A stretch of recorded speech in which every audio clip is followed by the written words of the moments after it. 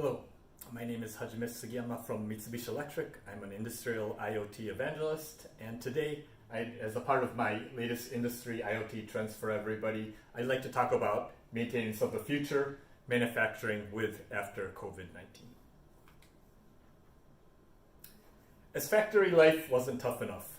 We've had disasters, we've had trade wars, but with the corona, another tough challenge is in front of us. But we have to try our best. And I think we've learned a lot through this crisis, and we're still learning every day when we're doing manufacturing.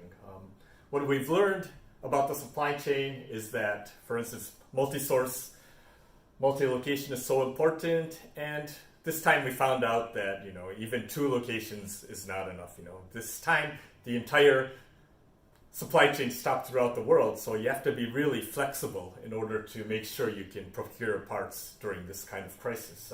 The other thing was about engineering. So, there's no overseas trips allowed right now, so it's very crucial to be able to remote engineer stuff and also do remote commissioning when you have a new factory line to start up. In the past, we just go over, but now you have to kind of manage that through the web. And finally, manufacturing. I'm going to talk about the other 2 topics in another presentation someday, but today I really want to focus on what's happening to the factory floor because of COVID. Okay, what's changed inside the factory? I think there's main 2 points that have changed. The first thing is we are going to need to do social distancing and contactless. And the other thing is shift to management, meaning we have to manage the factory with less people. First, about social distancing and contactless. I think you can imagine, every day in the restaurant you say take your social distance, but it's the same in the factory. We can't afford to have 2 people close together. They have to take their distance 2 meters away. And the other thing is contactless, meaning in a normal factory you would have one product flowing out the line, but in this case, this kind of product may be the carrier that will infect everybody throughout the factory line. So you want to reduce this contact as much as possible. In order to accomplish this, what do you need? I think there's a couple of things. Of course, do more machining or put more robots inside your factory line is an obvious choice. If the machines are doing the work and humans are not, then you reduce the risk of having infections. The other thing is also sensing, inspection. In the previous days, you would do it by eye, using a hand, touching the product. But we have all this cool technology with image recognition and vision inspection. So why not use this technology more in the factory to avoid contact? And the other thing is voice and face recognition. There's a lot of buttons in the factory. You're pushing a screen, you're pushing a button, but this is also some risk to become contagious. So in that case, if you can use your voice to control things, why not? The other aspect is shift management, meaning less people. We're doing this also in our factory. It's very risky to have one shift with all the crucial people for the production line working at the same time, because if you're unlucky and somebody gets infected, you have the risk of shutting the whole factory down, and there's nobody who knows how to operate their line. So what we're doing in our factories is we're dividing up the people in shifts and making sure on these 2 shifts that there are people that know how to keep this production line running. If we can do that, even if unluckily one shift was effective, we still have the other shift be able to continue production, so we'll still be operational. So think about this. If you think about shift management, it means 2 things. It means, one, that you're going to have to manage with less people, which means you're going to need more automation. And the other thing is you're going to have to grow the knowledge level of the less people, because there's less people to run the line, meaning they're going to have to do more multitasking. And in order to do multitasking, you have to teach them first. So you have to educate them to learn some of the tasks or some of the operations that they didn't know before. But it's really hard to do education now, because education is standing next by the worker and teaching how to do things, but that's not obeying your social distancing. So I think we're going to be seeing more AR and VR tools to make education easier. The one more thing is remote maintenance. Of course, you can't transfer all the skills, so there will be the time where you're off shift and a big problem happens in the production line, where you don't have the right staff because you're separated into two. In that case, it's going to be vital for him to remotely access the factory and see what's going on and get advice how to let him send advice to the staff working on the factory floor to fix things. And this is the same with overseas trips. In the past, big problem. You will have to sometimes even send an engineer over to the factory overseas, but now you can't do that because he's going to be confined for maybe 2 weeks before he can get into the factory. So that's why remote maintenance is such crucial. The next step and the ideal step is making a smart factory where you don't need the people to do the maintenance work. The AI and the cloud figures everything out and does predictive maintenance for you. So you can work, it's easier to work with less people. And today I'm going to talk a lot about predictive maintenance, which I think is very, very important to find problems that might occur in your factory. Your nightmare starts here. It's the little things that start a big problem in the factory. For instance, there's a gearbox here, but this red gear breaks and the entire factory stops, and it's usually a disaster. But the problem was very, very, very small. I'm going to tell you a kind of story, but I'm going to go backwards in time. Right now, there's a guy who's holding his head. It's because the factory line stopped. A machine broke down. He trying to find some spare parts in order to fix the machine, but the supplier says, "Oh, hard luck, this is a special part, so you're going to have to wait 2 months." So he has to wait 2 months, and the production line is going to stop for 2 months, so it's actually a disaster, and that's why he's holding his head. But if you look what happened before this, minutes ago, of course, minutes before, some smoke came up, and something was wrong, and they find out there's a problem. But if you look at days before, actually this machine was gaining heat. It was getting a little bit hotter. If you touch the machine, it was a little hot. But, nobody found out and decided to do anything about this. Before that, weeks ago, this machine was actually putting out a very, very low sound that people, ear couldn't hear. But it's because, a kind of screw was getting loose. And then the plate that was, the panel was getting loose and wobbling, so that's why they had this strange noise. And if you go before that, actually there's a lot of vibration months ago. But, nobody was paying attention. It was very, very small, so nobody noticed it. But, the screw was getting loose over here.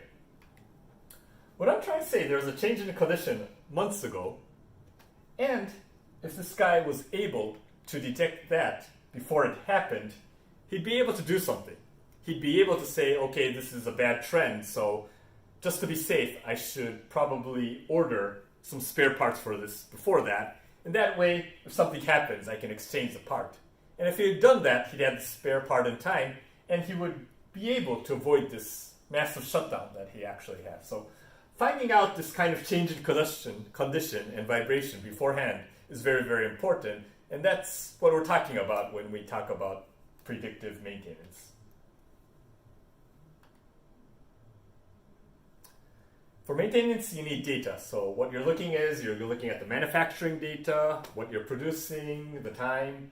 Also, very important is the machine process data, the temperature of the machine, the pressure, the voltage of the motors, the current, those kind of data. Also, environmental data is very, very important, especially in predictive maintenance. We're talking about temperature data, humidity data, atmospheric pressures, and also you need some kind of maintenance conditioning monitoring data, like models and mechanisms to kind of absorb this data and figure out when it's going to break. So this maintenance is about collecting data and utilizing data. Well, your final goal is you want to install a 24-hour doctor. What I mean a 24-hour doctor is usually when you see a doctor, he says, your blood pressure is going up or you have too much blood sugar. Every 3 months you go, but it's like a normal checkup. But sometimes this every 3 months is too late in a factory. You need to find out if something's going wrong the minute it's going wrong. In order to do that, you need the best way to do it is have a doctor always looking and checking what your health is doing. And that's what we're talking about when we talk about predictive maintenance systems. Installing a 24-hour doctor that is constantly monitoring the system and health of your factory. But in order to do that, you can't automatically make a predictive maintenance system. It always starts with collecting data. But because if you don't have any data, you can't do any maintenance, you can't analyze this, you can't visualize this. So always you need to start with sensing, putting sensors on, collecting the data. Later, then you can visualize this data and put them into charts. And if you can put them in charts, then you can decide, okay, when is something going wrong, and if something's going wrong, make sure that somebody knows about it, sending out an alert. And the ideal goal in the future is to be able to self-optimize. So, for instance, if you see the temperature is going up, then you automatically make a program in those cases to turn up the fan or turn up the air conditioning unit. But it always starts with data. So without data, you can't do anything. Also important to know is predictive maintenance in the factory is a step-by-step process. You don't start with the whole factory. In order to do predictive maintenance for the whole factory, you need to start with small things like a cell. When you're able to do predictive maintenance for the specific cell, then you move on to the next machine. You move on to the next machine. And if you are able to do these predictive maintenance for these individual cells, then you will be able to do it as an entire production line. So first things come first. You're dreaming big, but actually you're starting small. And then after you do the factory line, then you can move to another factory line. And then finally, you'll be able to do predictive maintenance as a whole for your factory. But everything starts with the all individual machines.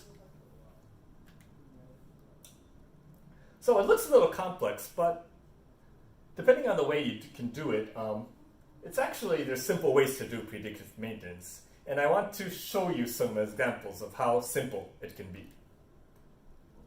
I'm going to start with the example of a wastewater treatment plant in Germany, in a small town in Germany. So let's go into the details. This is the application. So it's moving wastewater from the bottom side to the upper side. And it does this by using these three, what we call Archimedes screw pumps. And these are moving by using a gearbox and a motor, so rotating. The issue with this application is this is an unmanned plant, meaning there's no person that's working in this facility, and the screws break between 1 year and 3 years. So you can't ever predict when it's going to break. The reason is, when it breaks depends on how much people are throwing garbage into the wastewater. So if a lot of people throw a lot of garbage in the wastewater, that means the load on the screws will become bigger, and it will break faster, for instance, in 1 year. On the other hand, if everybody's not throwing away a lot of garbage, the water is clean, that means load is less, so it might last for 3 years, but you never know. This depends on everyday life. So what they wanted to do is they were doing periodic maintenance, meaning every 6 months they go and then check to see if everything is okay, and then they go back. But sometimes they got an alarm that it's suddenly breaking and everything's overflowing, do something. And they wanted to fix that and be able to predict, find out when it would break, and to be able to fix things before the actual trouble happened. So what they did is they installed a predictive maintenance system, a 24-hour doctor. It's very simple. I mean, when you think about predictive maintenance, a lot of people think you have to put sensors all over the place. But if you look at this specific application, usually always the gearbox breaks, like 95% of the time, because the screws are connected to the gearbox, and this has the most load. If you look at the gearbox, it's connected to a motor that's rotating the gearbox. And what we did in this case was we put a smart vibration sensor on the motor, because if it felt more vibration, then we know something's happening, something's going wrong in the gearbox, and then we could send out alarms. So it's a very, very simple system. As I said, we just have 3 smart vibration sensors placed on the motors on the Archimedes screw pumps, connected to a PLC, and then remotely we connect this to the central maintenance center. So what the benefit of this is, first of all, if you wait till the gearbox breaks, a new gearbox costs about 5,500 euro. On the other hand, if you can fix the gearbox before it breaks, then an overhaul costs only 1,000 euro. So you save 4,500 euro just by doing this. The other obvious benefit is you don't have any complaints from the city if something goes wrong, and it's not an emergency to handle these kind of situations.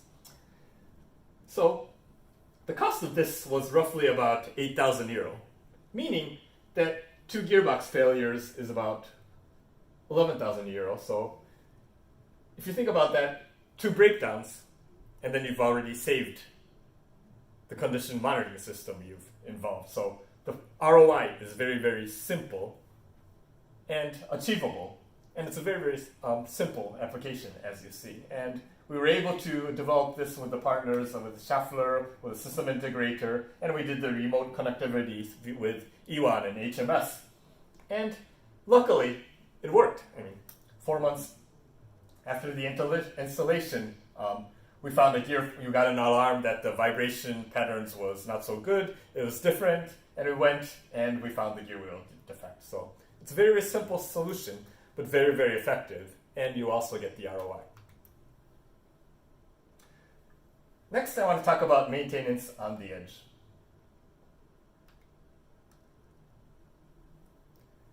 Lots of people have image of doing these kind of predictive maintenance in the cloud, but in reality, you have no time to talk to the cloud when you're doing predictive maintenance. Think about a smartwatch where you're monitoring your heartbeat. If something goes wrong with your heartbeat, then you immediately have to call an ambulance, and you have no time to do the analysis. It's a split-second decision you have. And that's exactly what the factory is. We're moving in not seconds, not days, not minutes. We're moving in the millisecond world and the nanosecond world with processing and all this precise information. And if you miss, if you're a split second late in reacting, you're going to damage a very, very expensive machine or a very, very expensive part that you're producing. So that's why the timely reaction is so important for predictive maintenance in manufacturing. Are you ready to catch the right moment? And if you look at these waves of quality data, they're moving in milliseconds. So as you can see, and you have to find this little distortion in these waves on the millisecond level, and you're never going to be able to do that if you're communicating cloud. Everything this has to be on the factory floor with an edge computer. I have another YouTube video about edge computing, so if you're interested, you can go over here and see why edge computing is so important for the factory floor. Okay, so we put predictive maintenance on one machine. We're monitoring the motor, vibration on the motor. But the issue is that we're so interconnected right now in our factories. Even if this machine, you can predict something and predict a break, you have to think before what happens in the process and what happens afterwards. Because if this machine is going to break and you're going to have to do maintenance on this, that means you're going to have to stop all the manufacturing processes before this, and the other manufacturing process after this are going to be stopped as well. You have to think, okay, this person that's managing the machine has nothing to do, so maybe I should put him on another task.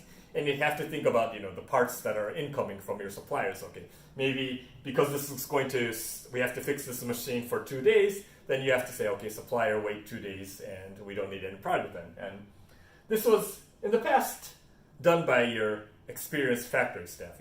They're smart, they have experience, so they know who to call, what to do. But it's going to become more and more complex in the factory because, as you know, right now the delivery chain and supply chain are so interconnected, and also our engineering chains are connected as well. So managing what happens here has an impact on over here is very, very difficult to manage with the human mind. And that's why I think AI will have a more bigger role in the future, because AI has the capability of figuring out what impacts what when something goes wrong. It's just a sample application that I have more detail in my SARTs for robots presentation, but we're monitoring a robot over here with an edge computer, and in this case we're talking to the IBM Watson AI, figuring out when something's going to go wrong and what to do with it. So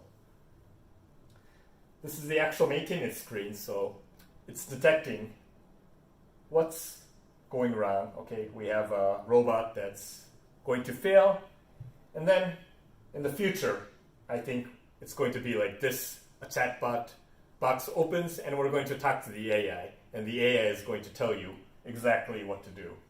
In this case, he's saying, okay, there's a current value, there's a bad waveform in this robot, so these are your maintenance options.